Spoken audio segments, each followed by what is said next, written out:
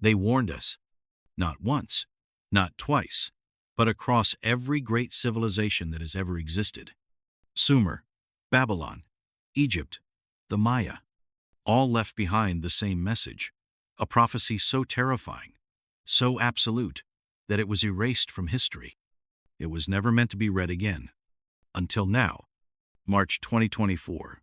Deep beneath an ancient Sumerian temple, hidden beneath layers of stone untouched for over 6,000 years, a discovery was made.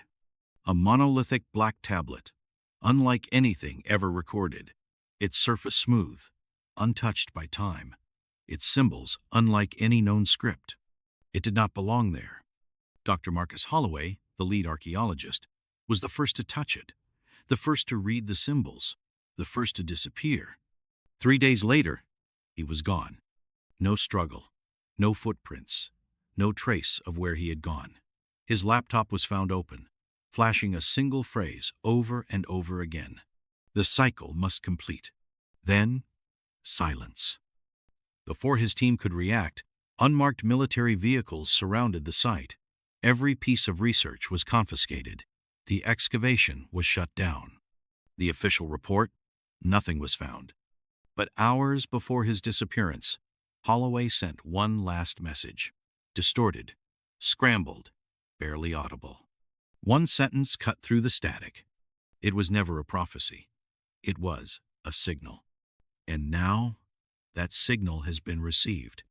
The final countdown has already begun. March 2024. Mesopotamia. A classified excavation site, buried beneath layers of secrecy. For months, the archaeological team had worked under tight restrictions. No media, no public records, just orders from an unnamed organization with unlimited funding and an interest in something ancient. Then they found it. At first, it looked like an ordinary chamber hidden beneath the ruins of an ancient Sumerian temple. But buried beneath the sand, beneath layers of stone untouched for over 6,000 years, was something that should not exist. A monolithic black tablet, smooth, cold, unmarked by time. Dr. Marcus Holloway, the lead archaeologist, was the first to approach it. He reached out, his fingers tracing the strange symbols carved into its surface. Symbols that did not belong to any known language. The moment he touched it, something changed. A vibration, no movement, no sound, just a deep pulse in his chest, as if something inside the stone had recognized him. The others felt it too. The temperature dropped. The lights flickered. The air inside the chamber felt heavier. Something was wrong. That night, Holloway locked himself in his tent. He refused food. He ignored radio calls. He worked obsessively, his eyes scanning the inscriptions, his hands trembling as he traced the symbols over and over again. 3 days later, he was gone. No sign of a struggle, no footprints leading away, no forced entry. His tent was untouched, as if he had simply vanished into thin air. But his laptop remained open. The screen flashed a single phrase, repeating over and over. The cycle must complete. His team panicked. Calls were made. Security was increased. Then, their radios went silent. The sky rumbled. A strange energy pulsed through the air. And then, the unmarked vehicles arrived. Out of the darkness, a convoy of black SUVs and armored trucks stormed the dig site. Men in tactical gear poured out, no insignias, no identification. No words were spoken. No warnings were given. The scientists were pulled from their tents, their research confiscated. Laptops, notebooks, photographs erased. One of the team members, Dr. Evelyn Carter, tried to resist. She demanded answers. She wanted to know why they were taking everything. One of the operatives, a faceless man in black armor, responded with only 2 words. "You shouldn't have looked." The excavation was shut down within the hour. By sunrise, the site was gone. The official report? Nothing was found. No discovery, no tablet, no Marcus Holloway. The world moved on. But Holloway had left behind something. One last message. A single voice recording sent to his research assistant before he disappeared. The file was corrupted. The words were scrambled, distorted, barely comprehensible. But one phrase cut through the static. One final warning. It was never a prophecy. It was a signal. And the moment they uncovered that tablet, the signal had been received. Something, somewhere, had woken up. And the countdown had already begun. The sky above the excavation site was eerily silent. Not a single sound. No wind. No distant echoes of the desert, as if the world itself was holding its breath. Then, the ground trembled. The first warning came as a low, almost inaudible hum. Equipment in the tents flickered. Flashlights dimmed, their beams struggling to stay alive. The archaeologists exchanged nervous glances. Something was happening. And then, the radios died.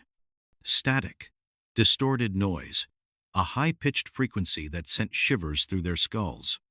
That's when the vehicles arrived.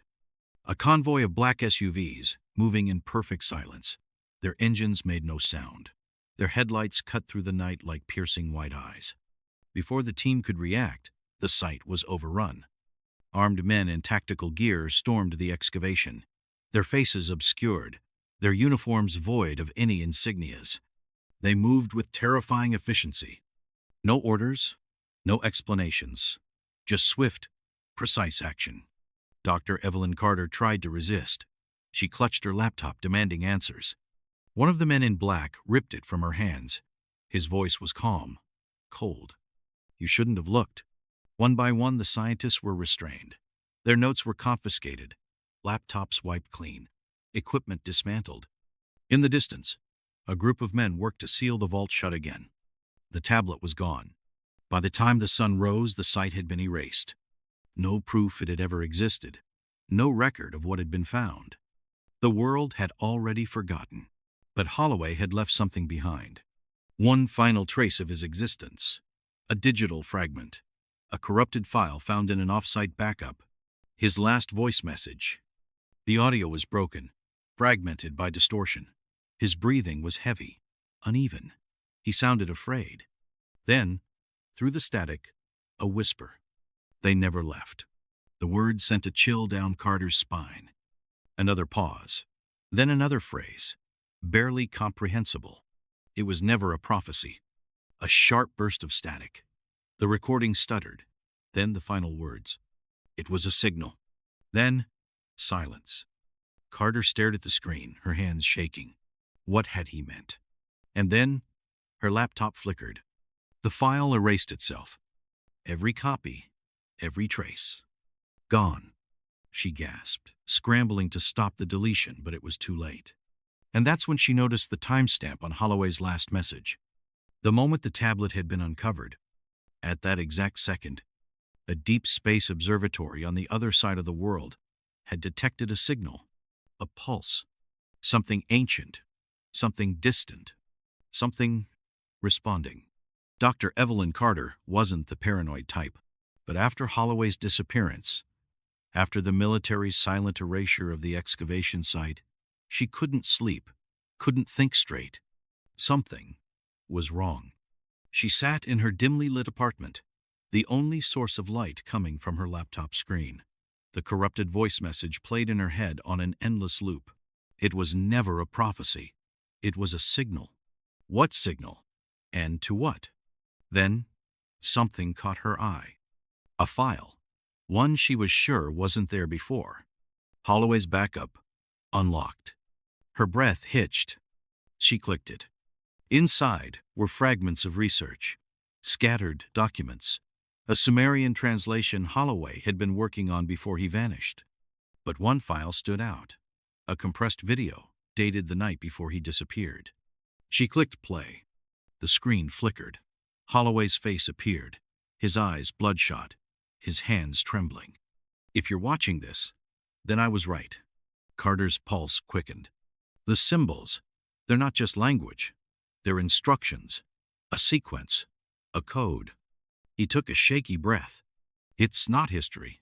It's embedded in us. Carter's heart slammed against her ribs. They didn't just create us. He looked directly into the camera. They left something behind, a trigger. The screen glitched. His voice distorted. The feed stuttered. A new image flashed.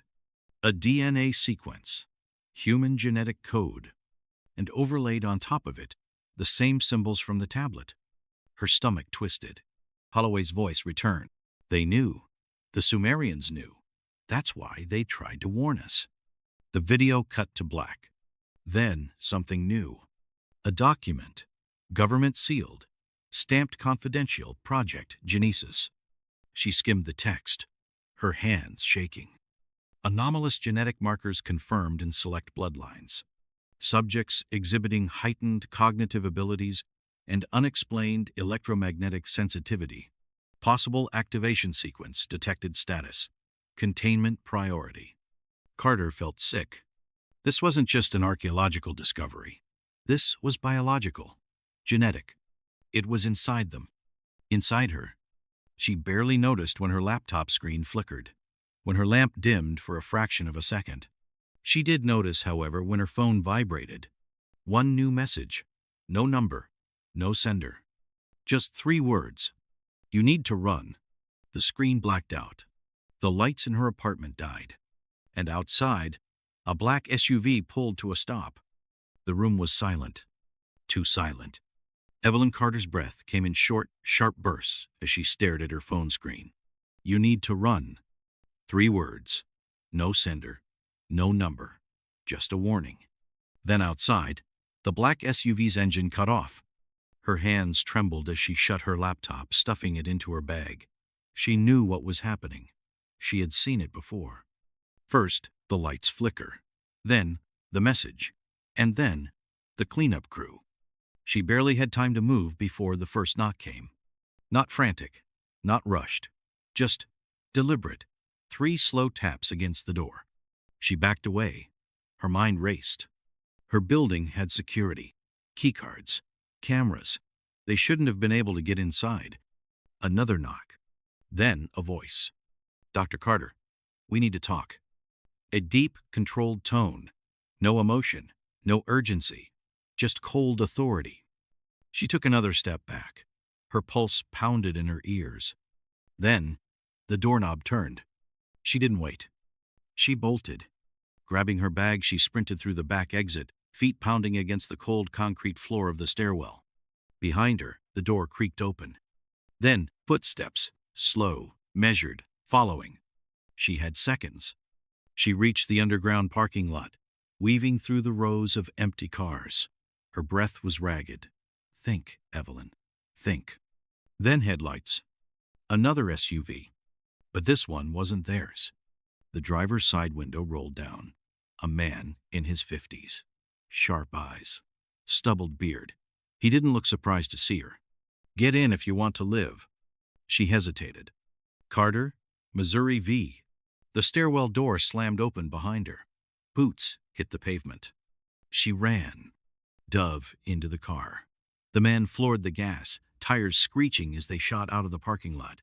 She clutched her bag to her chest, trying to steady her breath. Who are you? She gasped. The man didn't answer right away. His hands were steady on the wheel, his jaw tight. Then, finally, a dead man walking. She blinked. What? The man exhaled sharply. They erased me years ago, just like they're about to erase you. Her blood ran cold. You worked with them? A bitter chuckle. Not by choice. She swallowed. The DNA sequence Holloway's research. They covered it up because... They didn't cover it up, the man interrupted. They controlled it. She shook her head. No, this doesn't make sense. The genetic markers. The activation sequence. The man turned sharply onto a side road, then another, taking random turns, losing any possible tail. Then he glanced at her. You still don't get it, do you? Her mouth went dry. The activation isn't coming, he said. It's already here. A chill ran through her spine. But if that's true, she started. It's not just about who has the markers, Carter. His voice was grim. It's about what happens when the ones who don't start disappearing. Her stomach turned. She thought back to the reports, the missing scientists, the unexplained deaths. The activation wasn't evolving them. It was selecting them. Her fingers dug into the strap of her bag. Where are we going? The man didn't answer right away. Then He glanced at her. To the only place left where the truth still exists. She frowned. And where is that? A pause. Then, somewhere the gods never wanted us to return. The car sped off into the darkness. And behind them, the ones who had been following vanished. The car sped through the empty highway, headlights slicing through the pitch-black night.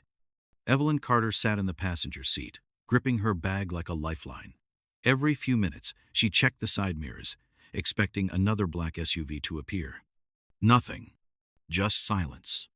The man driving, grizzled, sharp-eyed, haunted, hadn't spoken in minutes.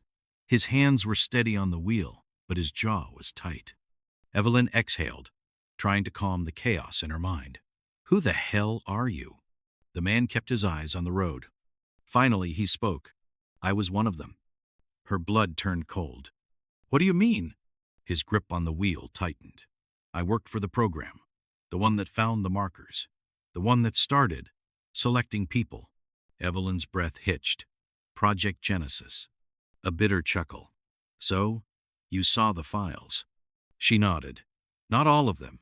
Just enough to know they're tracking people with an anomalous DNA sequence." His knuckles went white. "Not just tracking, Carter." She swallowed. "Then what?" The man took a slow breath. Then, without warning, he yanked the wheel. The car skidded onto a dirt road, disappearing into the dense forest. Evelyn's heart pounded. "What are you doing?" "They can trace highways," he muttered. "Can't risk it." He cut the engine. The silence was suffocating. Then he turned to her. The activation already started. The deaths, the disappearances, they aren't random. Evelyn felt her stomach twist. "They're being selected." He nodded. "And it's not just the ones disappearing." She frowned. "What do you mean?" A long pause. Then, "You ever heard about the children?" A chill crawled down her spine. "What children?" The man rubbed a hand over his face. "The ones who shouldn't exist." Evelyn's breath caught. "You mean the gifted ones? The children with enhanced cognition? The ones who see and hear things no one else does?" He nodded. "They don't just appear. They're born when the sequence fully expresses itself." She gripped the dashboard. "But if that's true, that means they've been waking up for years." A cold silence hung between them. Then, Evelyn whispered, "And the ones disappearing?" The man's expression darkened. "Collateral." A lump formed in her throat. "They're eliminating those who don't carry the full sequence." A slow nod. "The first purge was thousands of years ago. The Great Flood. Now, it's happening again. And this time, there's no water." Evelyn clenched her fists. "Then what the hell is it this time?" The man inhaled sharply. "A signal." She blinked. "The one from Holloway's recording?" "Not just his." The man reached into his jacket, pulled out a small flash drive, and tossed it into her lap. "That," he said, "is every unauthorized deep space transmission recorded in the last 10 years. Her hands trembled as she picked it up. "And?" The man's voice was low. "One of them didn't come from space." Her breath hitched. "Then where?" He locked eyes with her. "It came from Earth." A slow wave of terror washed over her. Evelyn tried to process it, but her mind was spinning. "That doesn't make sense," she murmured.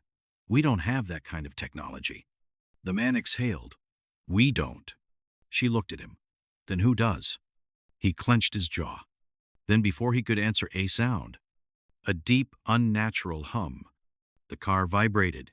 The windows rattled. The ground beneath them pulsed. Then silence. Evelyn's breath came in shallow gasps. What the hell was that? The man's face had gone pale. He turned the key, restarted the engine. "We have to go. Now." Evelyn's pulse skyrocketed. "What's happening?" He floored the gas. The tires kicked up dirt as they shot back onto the road. Then, out of nowhere, a blinding flash. Not from the sky. From the ground. The trees around them bent backward, as if repelled by an unseen force. The radio crackled. Evelyn screamed. The man gritted his teeth. "It's not them coming back." She turned to him, fear in her eyes. "Then what is it?"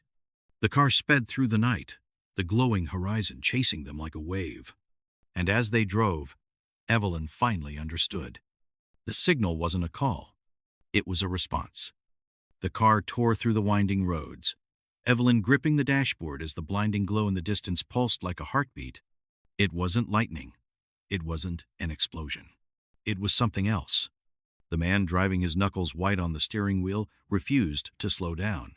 Evelyn's pulse pounded. What the hell was that? He didn't answer. She turned to him. You said it's not them coming back then, what is it? He exhaled sharply. Not a return, Carter. His jaw clenched. A reactivation. The word hit her like a freight train. Her mind spun. You're saying? He nodded. The sequence isn't just genetic. It's programmed. And someone just flipped the switch. A lump formed in her throat. Then that means the ones who are meant to change already are. A chill ran through her veins. She clutched her bag, her mind racing. Holloway's notes, the encrypted files, the phrase, the cycle must complete. It wasn't a warning. It was an instruction. The radio crackled. Evelyn flinched as an eerie, high-frequency sound filled the car like a whisper stretched through time. The man swore under his breath, slamming the dial. Static. Then, a voice. Distorted. Unrecognizable. Speaking in a language neither of them knew yet somehow understood.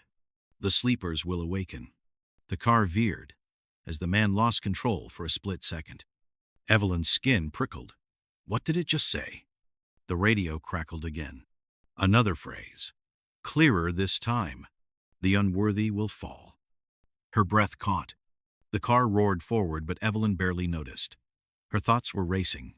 If this wasn't a return, if this wasn't just a message, then what was it? Then she remembered something from Holloway's notes. The anomalies, the disappearances, the ones who were vanishing. And then it clicked. They're not just choosing who evolves. They're choosing who doesn't. The man's expression darkened. You finally understand. Her stomach twisted. This is a purge. The radio cut off. Silence. Then, the car jerked violently. Evelyn gasped as they skidded to a stop. Ahead, the road wasn't there anymore. The trees had twisted, bent backward, as if something had warped reality itself. The ground had split open, revealing blackened earth pulsing with faint golden light. It wasn't destruction. It was something else. Something rewriting itself. The man slammed the gear into reverse, his breathing ragged. We're too late. Evelyn turned to him. Too late for what? He didn't answer. Instead, he whispered, barely audible, it's already happening. The sky burned. The countdown had ended. The next phase had begun. The disappearances weren't random. Evelyn watched in horror as people blinked out of existence. No screams, no struggle. One moment, they were there. The next, they were gone. The man beside her pressed harder on the accelerator. The road blurred past them. What's happening? Evelyn's voice was raw with fear. He didn't look at her. His jaw was tight, his knuckles white. The purge. Her breath caught. The filtering? It's already started? He nodded. And we're running out of time. The radio crackled again. Not static this time. A signal. Long, hollow, like something deep beneath the earth was awakening. Then, a voice. Ancient, monstrous, familiar, speaking in a language that was never taught, but somehow Evelyn understood. The throne must be restored. Her hands trembled. The man's grip tightened on the wheel. They're not speaking to us. She turned to him, heartbeat hammering. Then who? The ground trembled. The sky rippled. And then Evelyn felt something shift inside her. It wasn't pain. It wasn't fear. It was recognition. The car jerked violently. The man swore, trying to control the wheel. The signal grew louder. The voice, clearer. The sleepers will awaken. Evelyn gasped as a sudden, overwhelming pressure filled her chest. It was like something inside her was unlocking. Her vision blurred. A sharp pulse ran through her skull. And then she remembered. Not in words, not in images, in feeling. Something ancient, something powerful.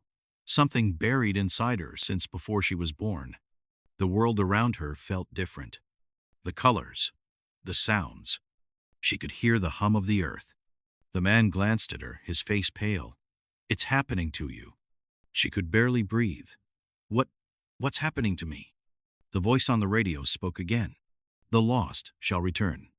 And deep inside her, she knew. This wasn't evolution. This was a reversion. The cycle wasn't creating something new. It was restoring what had been lost. The man pressed the gas, racing against time. "You need to fight it," he said urgently. Evelyn's vision flickered. Her fingers tingled. Her breath came in ragged gasps. "I don't think I can." The man swore under his breath. "We have to get to the transmission site before it's too late." Evelyn clenched her fists. Her body wasn't hers anymore. Something inside her was waking up, and she had no idea if she would survive it. Evelyn's body wasn't hers anymore. She could feel something shifting. Her skin prickled. Her vision blurred, colors too bright, sounds too sharp. Her breath was shallow, too shallow. The car swerved violently as the man struggled to control the wheel. "You need to fight this," he yelled. Evelyn's fingers dug into the seat. I can't." A hum vibrated through her bones. Deep, hollow, familiar. She knew this feeling. Not from books. Not from memories. From something older. Her fingers tingled. Her heartbeat wasn't her own. It was syncing to something else. Then, the radio crackled. A voice. "The throne has awakened." The car skidded to a halt. Evelyn gasped as a sudden pulse rippled through the sky. The stars flickered. No, not flickered. Shifted. Like they weren't stars at all, but something watching back. Her pulse pounded. What the hell is happening? The man exhaled sharply. "They're choosing." Her stomach twisted. "Choosing what?" He looked at her, his expression grim. "Who stays and who doesn't?" Her breath caught. Her body felt wrong, like she was being rewritten. The man clenched his jaw. "We need to get to the transmission site." Evelyn's vision wavered. Her hands were trembling. And then she saw something she wasn't supposed to. A figure, standing in the middle of the road. Not human. Not entirely. Tall. Still. Unmoving. Watching. Her breath hitched. "Oh my God." The man slammed the gas. "Hold on." The car rocketed forward, tires screeching. The figure didn't move, didn't react, didn't even acknowledge them. And as they passed, it was gone. Evelyn turned wildly, but there was nothing, just the empty road stretching behind them. Her skin was ice. That wasn't real. The man's grip tightened. "No, Carter. That was the most real thing you've ever seen." The radio clicked. The voice returned. "The chosen will remember." Her pulse skyrocketed. The man clenched his fists. "It's starting." Evelyn barely heard him, because at that moment, she felt a memory that wasn't hers. Something ancient, something waiting, and suddenly she knew where they were going. Her voice was hoarse. "The transmission site isn't just a station, is it?" The man didn't answer. She turned to him, her hands shaking. "It's a door." The sky rippled. The world shifted. And somewhere deep beneath the earth, something woke up. The transmission site wasn't a station. It was a door. Evelyn Carter sat in the passenger seat, her mind racing. She could still feel it, the shift inside her, the hum beneath her skin. She wasn't changing. She was remembering. The car screeched to a stop. The man beside her exhaled sharply. "We're here." Evelyn looked up. A massive underground complex stretched before them, hidden deep beneath the earth. Towers of ancient metal, pulsating with faint golden light. This wasn't human architecture. It was something else. She swallowed hard. "What is this place?" The man tightened his jaw. "The first city." A chill ran down her spine. "The first?" He nodded. "This isn't a transmission station, Carter. It's where the first ones lived, before the cycle was reset." She inhaled sharply. "You mean before the flood?" The man turned to her. "Not a flood." Her stomach twisted. "Then what?" His voice was hollow. "A purge. She gripped the car door, and now it's happening again. A deep rumbling filled the air. The sky above them shifted, like the stars were moving, like the sky itself was alive. The radio clicked on, though neither of them had touched it. The voice returned. Hollow. Final. The sleepers will awaken. Evelyn's breath hitched. The ground trembled. And then a doorway appeared. Not a normal door. A rift. A crack in space itself. She could see something beyond it. Not darkness. Not emptiness. A city. Massive. Impossible. Towering structures of black metal. A sky that flickered with golden veins. And then they stepped through. The countdown had ended, and the final phase had begun. Evelyn Carter stepped forward. The air crackled around her. The golden rift in front of her pulsed alive, waiting. She wasn't afraid anymore. She understood. This wasn't just an ancient city. It was the original city. The first one. The one that came before history was rewritten. She wasn't looking into the past. She was looking at what came next. The man beside her exhaled sharply. It's still intact. Evelyn swallowed. What is? He turned to her. The throne. A low hum filled the air. The golden veins across the sky shifted, pulsing with rhythm. Not random. A heartbeat. The stars weren't stars. They were watching. The voice from the radio returned only now. It didn't come from the speakers. It came from everywhere. Inside her. Around her, beneath her skin. The old cycle ends. Her breath caught. The man tensed. The unworthy shall fade. Evelyn's fingers twitched. A sudden pull in her chest, like something deep inside her was being rewritten. She gasped, gripping the car door. No, no, I feel it. The man's expression darkened. It's deciding. The pulse in the air deepened. And then the first ones appeared. Tall. Unmoving, their silhouettes flickering like mirages. Not human, not entirely, but familiar.